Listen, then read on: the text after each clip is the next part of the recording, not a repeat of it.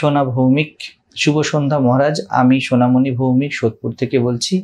পৃথিবীর সব মানুষ খুব ভালো হয়ে গেলে, পৃথিবীতে কোনো সমস্যা না থাকলে, মানুষের চাহিদা পূরণ হয়ে গেলে, বিনা পরিশ্রমে, এক কথায় বলতে গেলে পৃথিবীর প্রত্যেকটি মানুষের স্বপ্ন ও যত রকমের চাহিদা আছে সব পূরণ হয়ে গেলে, মানুষ এখন যতটা ভালো আছে, সুখী আছে, তখনই কি ততটাই ভালো থাকবে, নাকি এখনকার থেকে তখন পৃথিবীর মানুষের অবস্থা আরো খারাপ হবে?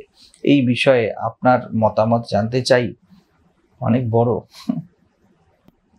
এরকম পৃথিবী কখনো হবে কিনা সেই তর্কে না গিয়ে ধরে নিই পৃথিবীটা বন্ধুত্বপূর্ণ হয়ে উঠেছে। আমার মাথায় সারাক্ষণ এইসব চিন্তা ঘুরে বেড়ায় এবং মাঝে মাঝেই প্রশ্ন আসে, মাথা ব্যথা শুরু হয়ে যায় এবং কোনো কাজ করতেই ভালো লাগে না, সব কিছু বিরক্ত লাগে। আর আমার একটি 8 বছরের মেয়ে আছে, আমার বয়স 28 বছর। মাঝে মধ্যে মনে হয় সংসার ছেড়ে দিয়ে সন্ন্যাস ধর্ম গ্রহণ করি, জীবনের প্রশ্নগুলোর উত্তর খুঁজি। তারপর মনে হয় সব প্রশ্নের উত্তর পেলাম, তারপর কিভাবে জীবন কাটাবি এই প্রশ্ন আমি নিজেকে করি এবং সঠিক কোনো উত্তর পাচ্ছি না। সংসার মন থেকে ত্যাগ করতেও ইচ্ছে হচ্ছে না, আবার এই প্রশ্নগুলো আমাকে শান্তিতে বাঁচতেও দিচ্ছে না। সংসারের সব কাজ শেষে একটু সামান্য সময় প্রশ্নগুলোর উত্তর খুঁজে আমি আনন্দ পাচ্ছি না। এরকম অবস্থায় আমার কি করা উচিত? অনেকগুলি প্রশ্ন। প্রথমত দেখুন, এই প্রশ্ন, এই যে জিনিসটি কথা বলছেন, তর্ক বিতর্কের বিষয় কিছু নেই। সহজ সিদ্ধান্ত জীবনে, জীবন ডুয়ালিটিতে চলে, জীবন শুধুমাত্র বন্ধুত্বে চলে না।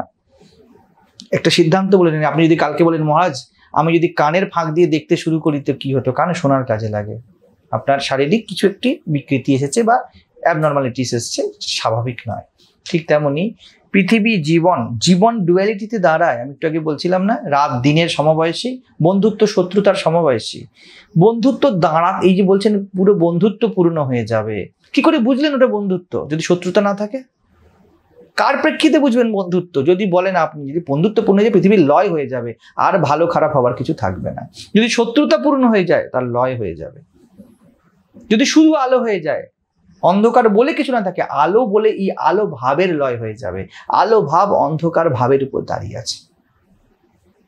ঠিক আছে? তো এরকম ভাবনা চিন্তার কোনো কারণ নেই। সবাই আধ্যাত্মিক হয়ে যাবে, তাহলে অধ্যাত্ম বলে কোনো শব্দ জগতে থাকবে না। সবাই হিংসক হয়ে গেছে, হিংসা বলে কোনো পদার্থ জগতে থাকবে না। একদম এটা মিলিয়ে যাবে, বিলীন হয়ে যাবে। একত্ব জীবনের লীলা নয়, দ্বৈতে জীবনের লীলা। অদ্বৈতে জীবনের সিদ্ধান্ত। কিভাবে সিদ্ধান্ত? আলো আর অন্ধকার একই বস্তু। আলো আছে বলে অন্ধকার আছে, এই অর্থে অদ্বৈত সিদ্ধান্ত জীবনের। যখনই দেখবেন না হয় আলো না হয় অন্ধকার, তো এটা কখনো হবার নয়। এ নিয়ে মাথা ঘামিয়ে কোনো লাভ নেই। ঠিক আছে? আর বাকি যেটা বলছেন, তারপর সেটা ভালো হতো কি মন্দ হতো, এগুলি দেখুন মনের খেয়াল।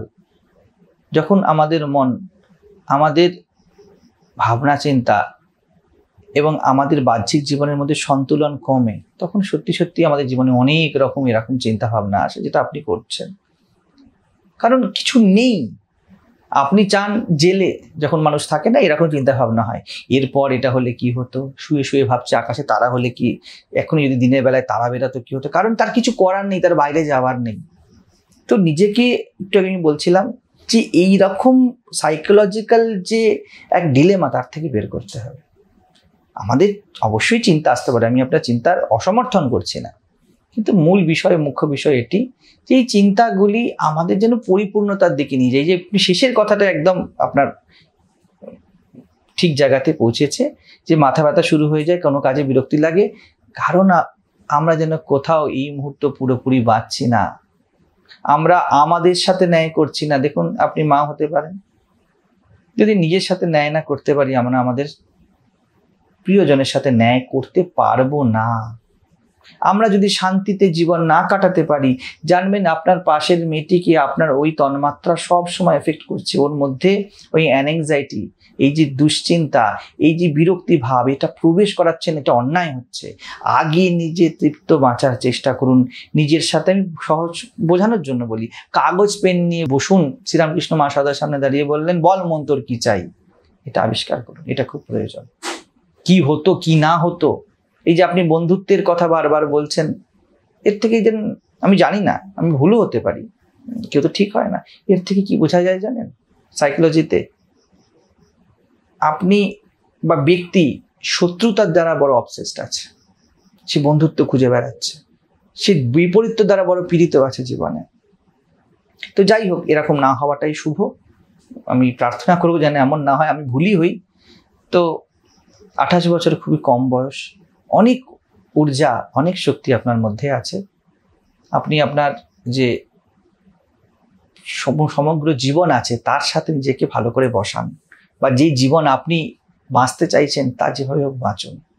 আর দ্বিতীয়বার এই সুযোগ আসে না। এই দুর্মূল্য, এই অমূল্য জীবন, একে পূর্ণ হয়ে বাঁচুন। আমি বলছি না কেউ সন্ন্যাস নিক, কেউ ঘরে থাকুক, কিছু এসে যায় না, কিন্তু তৃপ্ত বাঁচা এটা বড় দরকার। সন্ন্যাসী অতৃপ্ত হলে ক্যা খাক সন্ন্যাস লিয়া, আর গৃহস্থ অতৃপ্ত থাকলে ক্যা খাক ভোগ কিয়া। তো তৃপ্ততা জীবনের উদ্দেশ্য, এটা যেন আমাদের অন্তঃকরণে থাকে। তো জীবনের গহনে যান, ভয় পাবার কিচ্ছু নেই।